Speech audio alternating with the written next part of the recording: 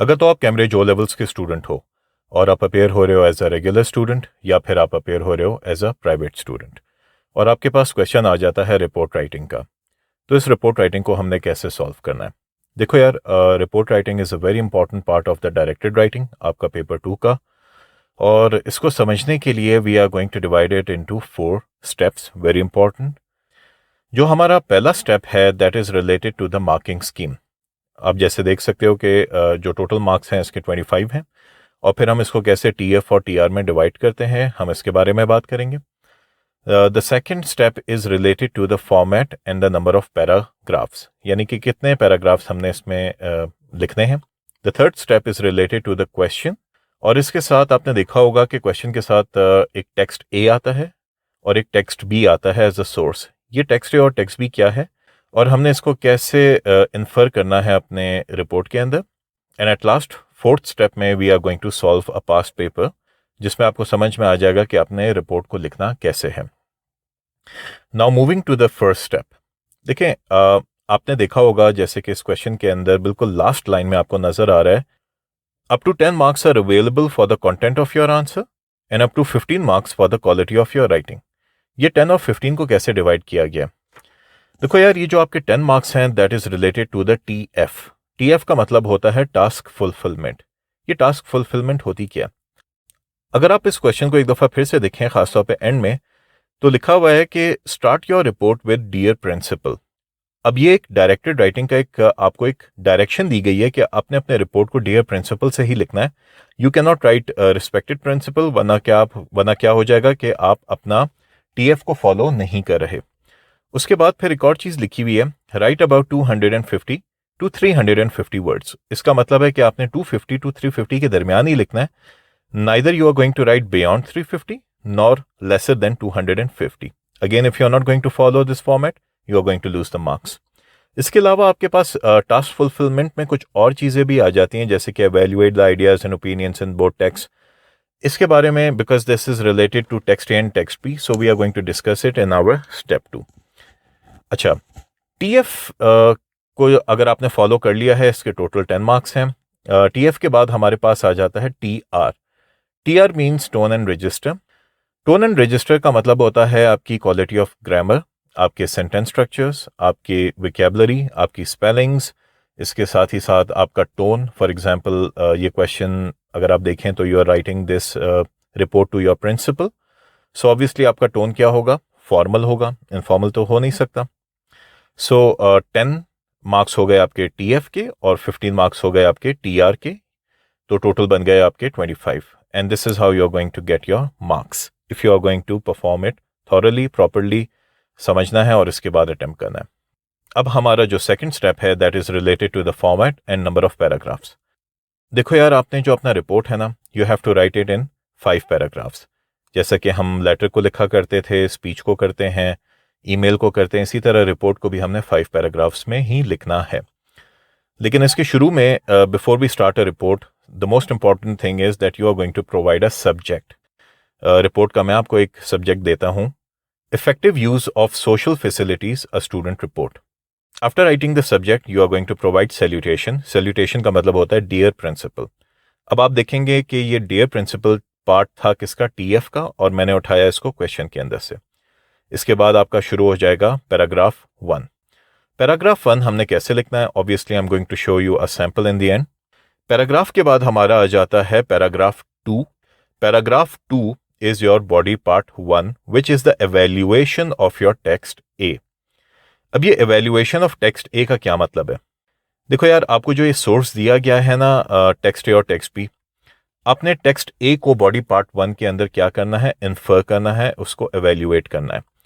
आपने इसको अच्छी तरह से पढ़ा, पढ़ने के बाद आपने इसमें से कुछ पॉइंट्स को हाईलाइट किया और हाईलाइट करने के बाद उन कंटेंट पॉइंट्स को अब आपने अपने वर्ड्स में एवेल्युएट करना है, इस तरीके से जैसे कि आप प्रिंसिपल से बात कर रहे हो, ना कि टेक्स्ट बात कर रहा है। यानी कि आपने टेक्स्ट को कॉपी पेस्ट नहीं करना, वहां से कंटेंट पॉइंट निकालना है, उसको अच्छी तरह से समझ के अपना पॉइंट ऑफ व्यू बनाकर उसको प्रिंसिपल के सामने लिख देना है in paragraph 2 body part 1। It's not difficult. हाँ, शुरू में बच्चों को थोड़ा सा समझने में टफ लगता है, लेकिन इट्स एक्चुअली क्वाइट ईजी। उसके बाद फिर आपका आ जाता है paragraph 3 which is the body part 2. Body part 2 is the evaluation of your text B. Again आपने क्या किया, टेक्स्ट बी को बड़े डिटेल में पढ़ा. पढ़ने के बाद आपने उसमें से कुछ कंटेंट पॉइंट्स को हाईलाइट करना है. हाईलाइट करने के बाद कितने कंटेंट पॉइंट्स हाईलाइट होने चाहिए, कम से कम 7 to 8 कंटेंट पॉइंट्स आप हाईलाइट करें. कर लिया आपने. अब आपने उसको अपने वर्ड्स में रिफ्रेस करना है, और मैं फिर बता रहा हूँ ऐसे रिफ्रेस करना है जैसे कि आप अपनी प्रिंसिपल से बात कर रहे हो, ना कि आपने टेक्स्ट को कॉपी पेस्ट करना है, बल्कि उसको एवेल्युएट करना है अपने अल्फाज के अंदर. अब ये जो आपने एवेल्युएशन ऑफ टेक्स्ट ए और टेक्स्ट बी किया, बेसिकली आपने ये TF टास्क फुलफिलमेंट का जो एक रिक्वायरमेंट थी उसको पूरा किया. जैसे कि क्वेश्चन में लिखा हुआ था, In your report, you should evaluate the ideas and opinions in both texts. Make recommendations based on what you have read in the texts. Now this is what? आपने TF को फॉलो किया और आपने text ए और text B को evaluate कर दिया अपने बॉडी पार्ट 1 और बॉडी पार्ट 2 में. Now you're done with it. अब हम चलते हैं अपने paragraph which is a personal opinion based paragraph. यहाँ पे आपने क्या करना है? This is also a part of a TF. यहाँ पे आपने अपना पॉइंट ऑफ व्यू देना है, जिसमें आपने इस तरीके से अपना पॉइंट ऑफ व्यू देना है जो कि बैलेंस करेगा टेक्स्ट ए और टेक्स्ट बी को, और एट द सेम टाइम अगर आप उसमें बायस हो जाते हो इट्स फाइन विद इट, लेकिन आपने एक प्रॉब्लम का सोल्यूशन देना है, अपनी प्रिंसिपल के सामने रखना है. अगेन मैं बता रहा हूँ, you have to provide a solution to a problem which is stated in the question, and it is only going to be done if you're going to develop your opinion thoroughly. एक sample मैं आपको and में दिखाऊंगा कि हम opinion को कैसे लिखते हैं. हो गया आपका पैराग्राफ 4 भी आ गया. इसके बाद हम चलते हैं पैराग्राफ 5 की तरफ, which is known as conclusion. Conclusion हम कैसे लिखेंगे, I am going to share with you in the end sample के अंदर. आफ्टर प्रोवाइडिंग द कंक्लूजन आपने अपना फुटर देना है, योर सिंसियरली, और एंड में आपने क्या कर देना है, अपना नाम लिख देना है और डेट दे देना है. And this is how you are going to write a report. This is the format, proper format, along with the proper structure and the number of paragraphs. Now that we know the format and the structure of the report, अब हम बात करेंगे एक sample की. एक past paper मैं आपको दिखाऊंगा और इसको कैसे सॉल्व किया गया है, I am going to share it with you. सबसे पहले हम क्वेश्चन को पढ़ते हैं एक दफ़ा. Your school has asked students to give feedback on the use and condition of school facilities. You decide to write a report to your school principal, sharing students' views and making suggestions for improvement.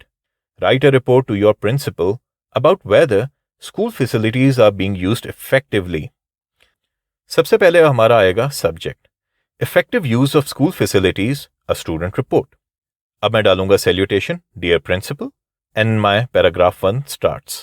This report has been written to evaluate how effectively school facilities, particularly the library and computer laboratories, are currently being used. It is based on students' feedback and aims to highlight existing problems as well as suggest practical improvements to ensure those resources support learning more effectively. Now this is my introduction. अब इसको एक दफ़ा pause करके देख लें, critically analyse करें कि मैंने इसको कैसे लिखा है. इसके बाद आ जाता है हमारा second paragraph, which is the evaluation of text A. जैसे मैंने आपको बताया कि आपने कुछ कंटेंट पॉइंट्स को हाईलाइट किया, और हाईलाइट करने के बाद अब आप उसको अपने वर्ड्स में लिखोगे जैसे कि आप अपने प्रिंसिपल से बात कर रहे हो. तो आओ देखो मैं इसको कैसे एवेल्युएट करता हूँ. Several students have raised concerns about limited access to key facilities and poor maintenance. The library is often unavailable during break times, even though many students wish to use it for quiet reading or completing assignments. When it opens, the lack of seating forces students to leave, reducing its practical value. Similarly, computer laboratories face technical problems including slow or non-functional systems and an insufficient number of computers. As a result, lesson time is wasted and students who depend on school resources feel disadvantaged and stressed. Now this was the evaluation of your text A.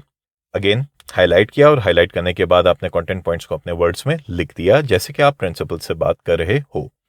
उसके बाद हम आ जाते हैं paragraph 3, which is the body part 2. Other students believe that main issue lies in how facilities are used rather than their condition. Although the library and computer labs are generally well equipped, they are frequently misused. Students often socialize in the library, making it noisy and uncomfortable for those who want to study. In computer labs, unnecessary browsing and gaming leads to restrictions that affects everyone. Teachers also spend valuable time controlling behavior instead of focusing on teaching. Clear rules, proper training, and an organized booking system have been suggested as possible solution. Now this was the evaluation of your text B in paragraph number 3. अब हम चलते हैं paragraph 4 की तरफ, which is then opinion-based paragraph. In my view, both viewpoints highlight important problems that must be addressed together. Improving facilities without changing student behavior would have limited impact, while strict rules alone cannot compensate for faulty equipment. A combined approach involving maintenance, supervision, and student responsibility would be more effective. Now this was what my opinion-based paragraph. Again, very interesting. हमने इसमें क्या किया है? We are trying to find a solution for the principal, क्योंकि obviously if you are writing a report to your principal, तो your principal expects a kind of a solution from you ना. खाली problem तो state नहीं करनी अपने principal को, उनको solution भी देना है ना. That is why the reason why she wants you to write a report for her. इसके बाद हमारे पास आ जाता है last paragraph, which is conclusion. In conclusion, while school facilities are valuable, they are not currently being used to their full potential. With better management, improved resources, and responsible student behavior, these facilities can greatly enhance the learning experience.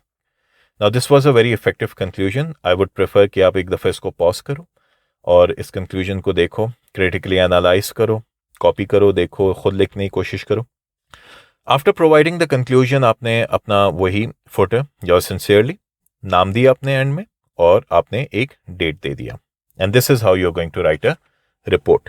It's quite easy actually, इतना मुश्किल नहीं है. Practice मांगता है. आप इसको अच्छी तरह से प्रैक्टिस करो, पास्ट पेपर्स खोलो और if you need any past papers तो ऑलरेडी मेरे पास काफ़ी पास्ट पेपर्स पड़े हुए हैं.